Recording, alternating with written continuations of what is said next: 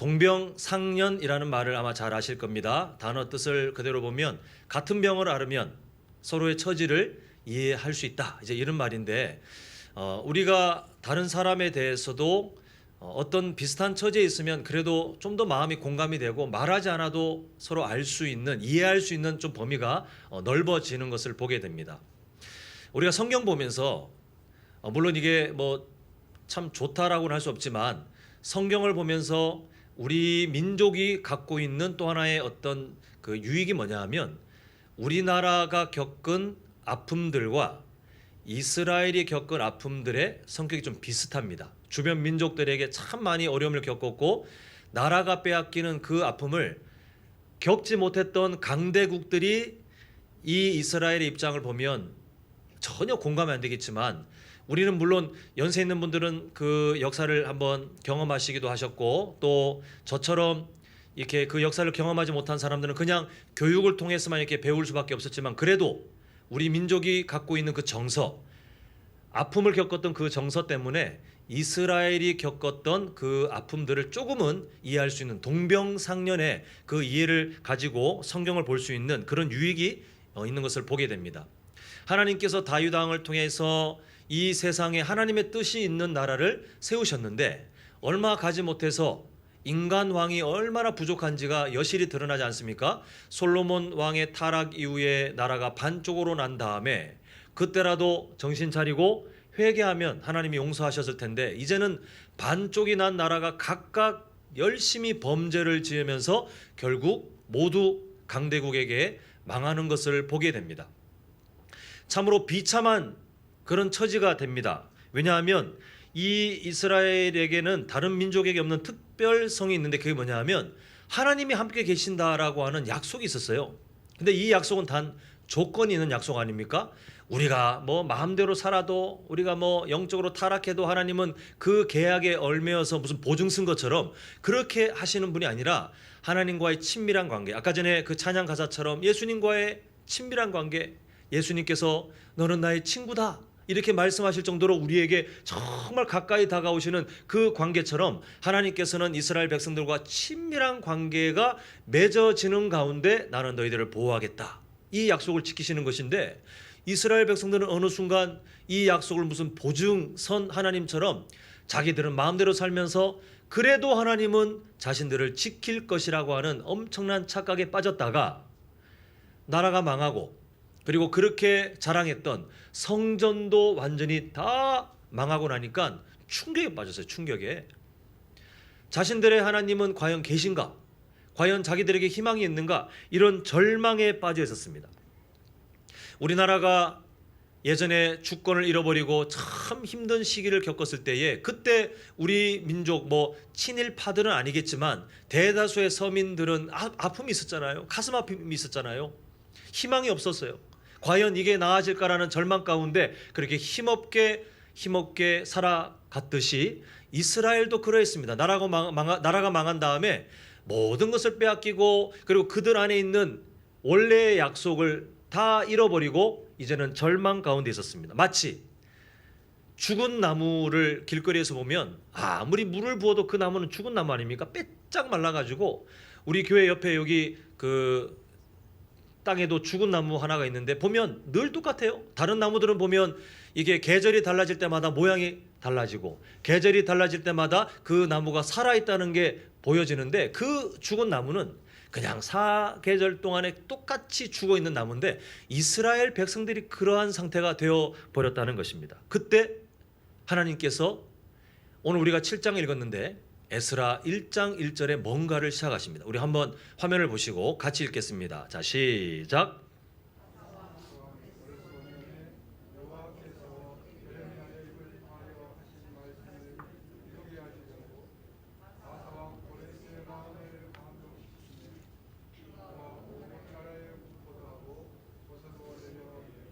자, 이 1절을 이해하시려면 지금까지 말씀드린 이스라엘의 상태를 마음속에 딱 담고 보셔야 됩니다. 그냥 일상에 갑자기 뭐 이런 일이 짠이 아니라 이스라엘은 지금 죽은 나무 같아요. 절망, 스스로도 우린 이제 망했다. 하나님은 과연 계시기나 할까? 하나님이 계시다고 해도 과연 우리는 그분과 관계가 회복될 수 있을까? 오랫동안 절망에 빠져서 망한 나라로 상처받으며 그렇게 살아가고 있는 그때에 하나님께서 하시는 것을 보니까 이렇게 있죠. 바사왕 고레스의 마음을 어떻게 하셨어요? 감동시키시며 하나님이 이방 왕의 마음에 감동을 일으키시는데, 이렇게 그 감동시키시다라고 하는 그렇게 번역된 히브리어 단어의 의미가 뭐냐 하면, 마치 우리 부모님들 아이들 키울 때 아침마다 가장 고역을 치르셨을 것이 뭐냐 하면, 야, 좀 일어나라, 학교 늦는다, 일어나라, 이 일들을 많이 하지 않으셨습니까? 물론 어떤 자녀들은 부모님이 일어나기 전에 눈 번쩍 떠가지고 열심히 살아간 자녀들이 있을지 모르겠지만, 제가 보아온, 저를 포함하여 제가 보아온 자녀들은 항상 부모님이 답답해서 일어나라, 너 늦는다. 근데 그 단어와 똑같아요. 감동시키셨다. 이거는 하나님께서 뭔가 움직이지 않고 있는 뭔가를 흔들어 가지고 깨우는 그런 뉘앙스가 이 단어에 있는데, 지금 하나님께서 그 일을 하고 계십니다. 요즘은 기술이 좋아져서 뭐 거의 아마 우리 자녀들은 이 일을 경험하지 못했을 텐데, 제가 초등학교 그리고 중학교 갈 때까지만 해도 왜 그렇게 정전이 많이 되는지, 그래서 항상 두꺼비 집 옆에 후레쉬가 항상 달려 있었어요. 저에게 주어진 사명이 있는데, 갑자기 또 정전이 되면 더듬더듬 가가지고 밤에, 왜 하필 또 정전은 낮에 안 되고 그렇게 밤에 되는지 가서 그 후레쉬를 켜가지고 잘 안 보이는 두꺼비 집 이렇게 올리는 그 일들을 제가 했었는데, 정전이 되면 모든 게 갑자기 싹 어둠이 되고 모든 게 정적이 됩니다.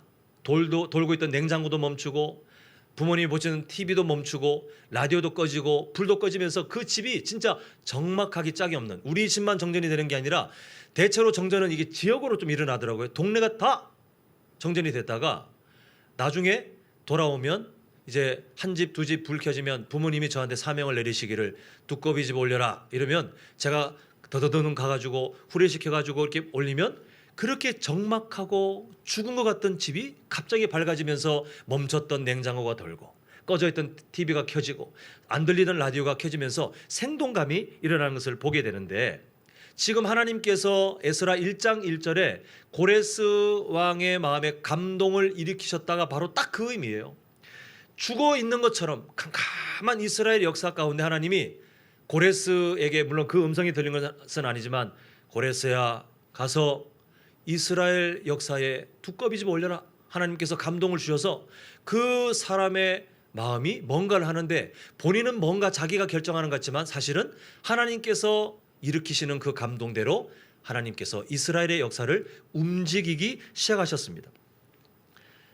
죽은 것 같았던 이스라엘 백성들의 삶 가운데 하나님이 생명을 주시고, 그리고 희망이 없던 이스라엘 삶 가운데 하나님의 때가 되어 소망을 시작하시려고 그 고레스 왕의 마음을 흔들어서 멈춰있는 역사를 깨우는 게 바로 이 일전의 마음인데, 하나님의 역사는 동일하세요.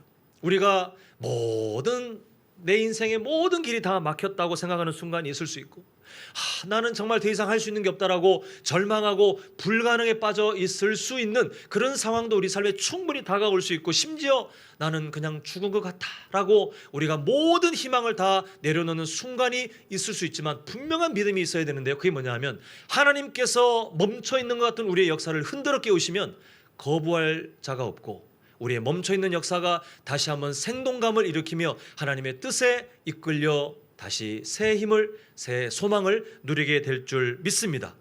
바로 그 하나님께서 오늘 우리의 능력의 하나님으로 본문 가운데 나타나시는데, 결국 이 성경, 우리가 에스라서의 일부분을 보지만 이 성경은 죽어 있는 것 같은 이스라엘을 살리시기 위해 하나님이 어떻게 일하고 계시는가를 우리에게 증거로 남겨주신 하나님의 마음이라 할 수 있습니다. 오늘 이 시간 우리에게도 동일하게 역사하시는 그 하나님을 오늘 이 에스라 말씀을 통해서 다시 한번 분명하게 마주할 수 있는 귀한 시간 되시기를 간절히 소망합니다.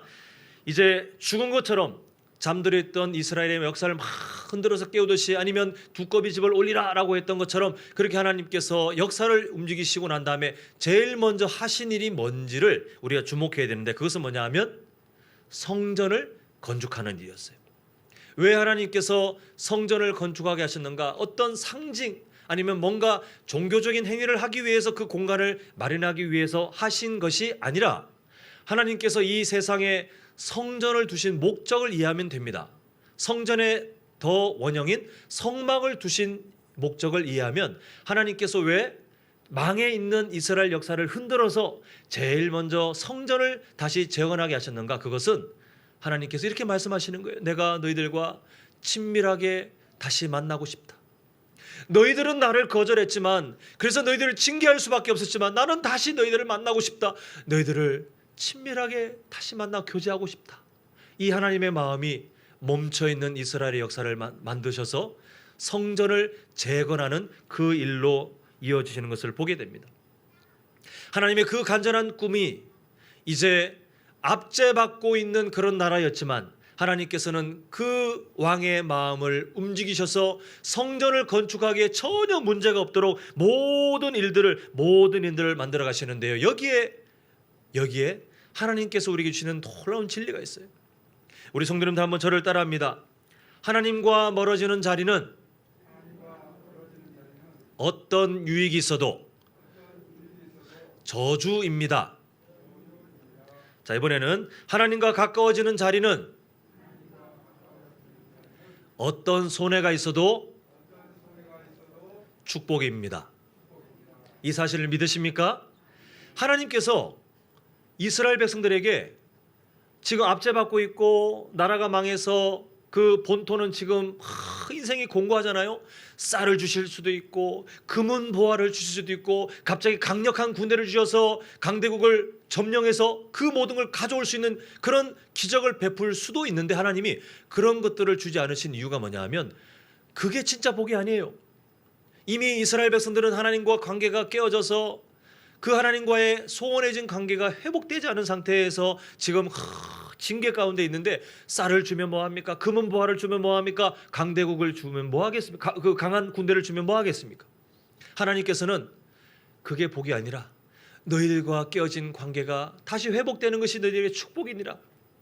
그 어떤 것이 지금 부족해도 나와 관계가 회복되면 그 모든 것을 덮을 복이 시작되느니라 라는 마음으로 하나님께서는 성전을 재건하게 해 주셨습니다. 앞으로 우리는 앞으로 남은 인생 가운데 무엇에 진짜 생명 걸고 살아야 되냐 하면 하나님과 더 친밀한 관계를 맺어가는 것에 우리의 모든 것을 투자하셔야 돼요. 내일부터 우리가 월요일부터 토요일까지 저녁 7시마다 하나님의 은혜를 사모하며 함께 모이는 시간을 지금 준비했는데 피곤해요. 준비하는 저도 인간적으로 피곤할 겁니다. 목사라고 제가 그 6일 동안 하는데 막 가만히 있어도 무슨 자양강장제를 먹은 것처럼 몸이 막 살이 붓고 안 돼요. 저도 생명을 다 내놓은 것처럼 힘들게 6일을 보낼 겁니다. 성도님들도 마찬가지예요. 다 힘드실 거예요. 그런데 우리가 왜 그 힘든 일을 감당해야 됩니까? 그렇게 해서라도 우리의 잠자고 있는 우리의 인생, 우리의 삶의 역사를 흔들어 깨우시는 하나님을 만나야 되고 그때 하나님께서 친밀하게 만나고자 하시는 그 하나님과의 교제를 통해서 우리는 다시 희망을, 하나님의 복을 회복할 수 있기 때문에 우리는 함께 그 시간을 만들어서 달려가야 될 줄 믿습니다. 우리 옆에 계신 분들께 한번 서로 이렇게 권면했으면 좋겠습니다. 자, 얼굴 쳐다보시면서 믿음의 동력자들이시잖아요. 잘 부탁하셔야 되는데 이렇게 말합니다. 내일 7시에 만나요. 한번 서로 부탁하시겠습니다. 내일 7시에 만나요. 네, 물론 제가 전화를 다 한번 가능한 한 돌려봤는데 어떤 분들은 정말 부득이한 분이 계시더라고요.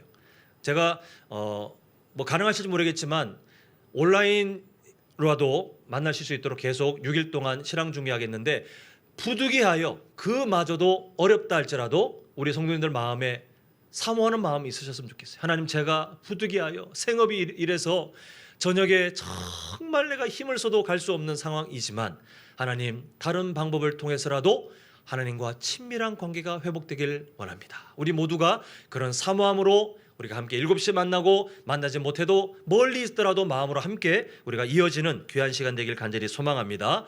이제 다시 에스라서로 가보는데 하나님께서 잠자고 있는 이스라엘 역사를 흔들어서 다른 이방 왕의 마음을 감동시켜서까지 성전이 재건되도록 하셨는데 위기가 닥쳐요. 자, 우리 한번 화면 보겠습니다.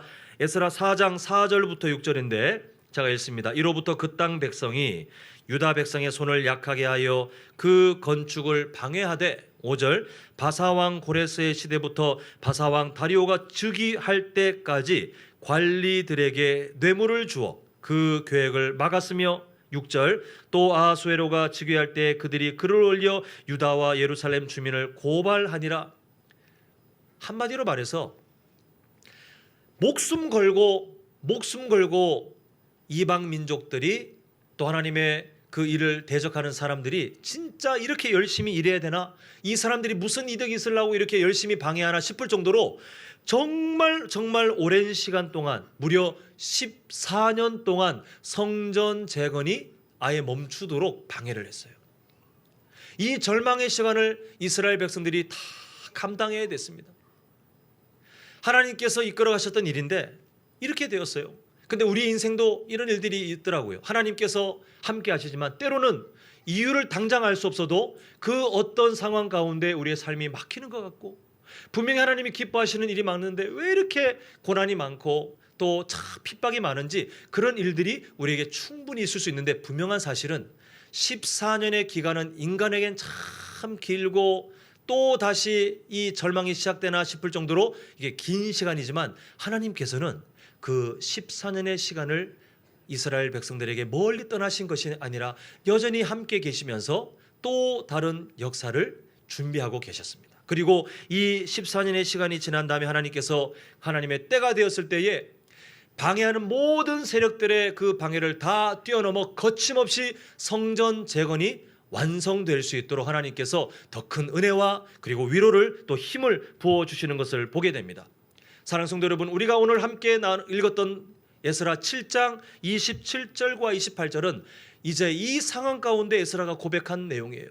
그 어려움 중에 멈춰있는 이스라엘의 역사를 하나님이 흔들어 깨우셨고 그런 대적들의 장난이 있었지만 그 긴 시간을 하나님께서 함께 하셔서 결국은 다시 한번 성전 재건이 될 수 있도록 하셨던 그 하나님의 은혜를 바라보며 고백한 찬양의 마음인데 우리 그 마음을 기억하시면서 다시 한번 보도록 하겠습니다. 자, 27절 우리 조상들의 하나님 여호와를 송축할지로다. 그가 왕의 마음에 예루살렘 여호와의 성전을 아름답게 할 뜻을 두시고 그 다음에 28절을 주목해야 됩니다. 또 나로 왕과 그의 보좌관들 앞과 왕의 권세 있는 모든 방백의 앞에서 은혜를 얻게 하셨도다. 그 다음에 뭐라고 되어 있습니까? 내 하나님 여호와의 손이 누구 위에 있어요? 내 위에 있으므로 내가 힘을 얻어 이스라엘 중에 우두머리들을 모아 나와 함께 올라가게 하였노라. 기억하시죠? 이스라엘의 범죄는 심각하여 나라가 반쪽 나도 해결되지 않았고 결국은 그 반쪽 난 나라들 각각 망할 정도로 이스라엘의 타락은 심각했습니다. 스스로의 힘으로 다시 회복될 확률은 0%였어요. 죽은 나무처럼 삐쩍 말라서 아무리 물을 부어도 살아날 가망이 없는, 아마 우리 성도님들이 여기 땅 옆에 있는 죽은 나무에 제가 매일마다 물을 붓고 있는 걸 보고 있으면 우리 목사님 진짜 믿음 좋다라고 하지 않고 저를 위해서 기도하셔야 될 정도로 걱정이 되실 거예요. 왜냐하면 그 미련한 일이에요. 하나님께서 지금 하시는 일은 그 죽은 나무에 물을 붓는 것처럼 미련한 일처럼 보였지만 하나님께서는 그 죽은 나무를 살리셨어요. 왜냐하면 이번만 그러신 것이 아니라 하나님께서는 이미 여러 번 불가능한 상황 가운데 하나님의 일들을 이루셨어요. 아브라함에게 자녀를 약속하실 때도 불가능한 상황이었지만 하나님은 자녀를 주셨고 민족까지 만드셨어요. 하나님은 그 이후에도 죽은 나무였던 아론의 지팡이에도 생명이 있게 하셨고 그리고 환상 중이었지만 에스겔이 본 환상처럼 죽은 그 뼈에 생명이 있게 하신 다음에 그냥 살아나게 한 것이 아니라 힘 있는 군대로 그렇게 이스라엘 백성들을 회복시키는 하나님의 능력을 바로 이 에스라서 역사 가운데도 나타내셨던 것을 보게 됩니다. 그 하나님께서 움직이셔서 오늘 에스라의 고백처럼 지금 노란색으로 글씨가 강조되어 있지만요, 하나님 여호와의 손이 에스라 위에 이스라엘 위에 머물고 있으니 죽은 나무와 같았고 마른 뼈와 같았던 이스라엘 백성들이 힘을 얻었어요. 그리고 그들이 불가능했던 여호와의 성전을 재건했고 그것을 통해 하나님과의 친밀한 관계를 다시 시작할 수 있는 힘을 또 소망을 얻게 된 것을 보게 됩니다. 내 하나님 여호와의 손이 내 위에 있으므로 이 일만 우리 삶의 허락된다면 우리는 이스라엘 백성들이 누렸던 그 은혜처럼, 이 에스라가 고백하고 있는 그 은혜, 그 고백처럼 우리의 인생에, 우리의 가정에, 우리의 교회에, 우리의 민족 가운데 하나님의 기적들이 분명히 나타날 줄 믿습니다. 사랑하는 성도 여러분, 우리 자신이 어떠한 존재인지 잘 기억하셨으면 좋겠어요. 우리는 절대로 버림받은 인생이 아닙니다. 우리 삶에 때로는 어려움이 있고 눈물이 있고 한숨이 있을 수는 있지만, 그러나 하나님께서 우리에게 보이신 그 사랑을 꼭 기억하셨으면 좋겠어요. 그분은 죽었던 우리를 살리기 위해 독생자 예수 그리스도를 기꺼이 망설이시는 것이 아니라 기꺼이 십자가의 그 저주의 제물로 다 헌신하셨던 분이세요. 그래서 우리는 그 사랑을 알지 않습니까? 하나님께서 얼마나 우리를 사랑하시는지, 또 우리가 얼마나 연약하여 그 사랑을 의심할 수도 있다는 것을 아셨기 때문에 우리를 향한 하나님의 그 사랑을 확증해 주시기 위해서 독생자 예수 그리스도를 십자가의 제물로 던지시고, 또 다시 3일 만에 살리신 다음에 그 생명이 우리의 생명이 되도록 하나님께서 사랑을 베푸신 것을 보게 됩니다.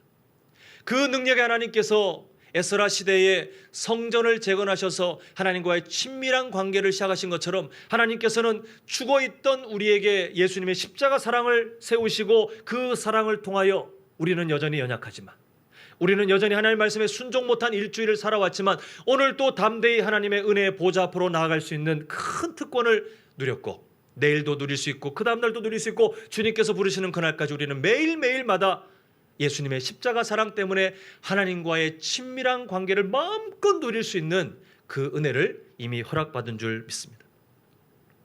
때때로 이렇게 하나님의 사랑이 확증된 존재임에도 불구하고 오늘 에스라 시대에 이스라엘 백성들이 성전 재건하다가 14년 동안 고통을 당했던 것과 같이 우리도 광야의 길을 걸을 때도 있어요.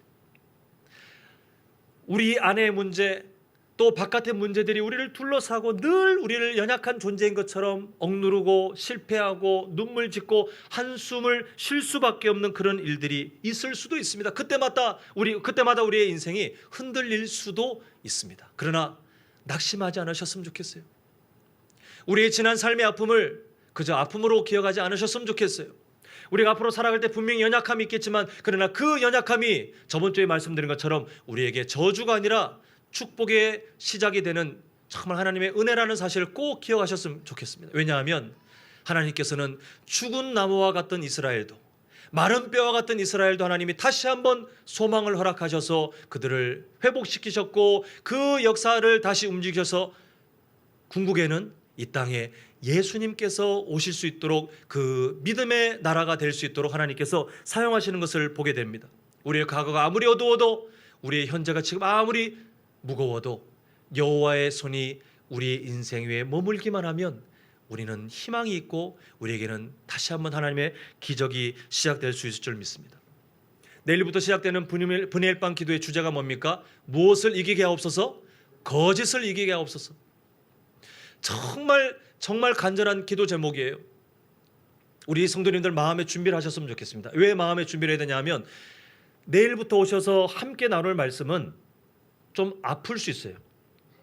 우리 성도님들이 듣기에 즐겁고 그저 마음에 편하고 어린아이가 그냥 그 죽을 받아먹는 것처럼 부드러운 음식이 아니라 좀 딱딱한 음식이 될 수도 있습니다.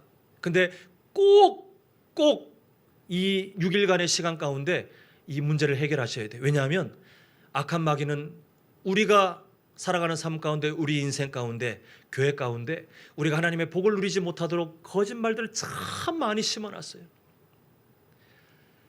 우리에게 익숙한 것을 끊어내기 위해서 아플 수 있지만, 우리 성도님들 결단하셔야 되고, 그 약속 가운데 하나님의 진짜 마음을 향해서 한 걸음 더 나가야 여호와의 손이 우리 위에 머무는 그 인생, 가정, 교회로 우리가 더 성장할 수 있는 귀한 시간이 열릴 수 있을 줄 믿습니다.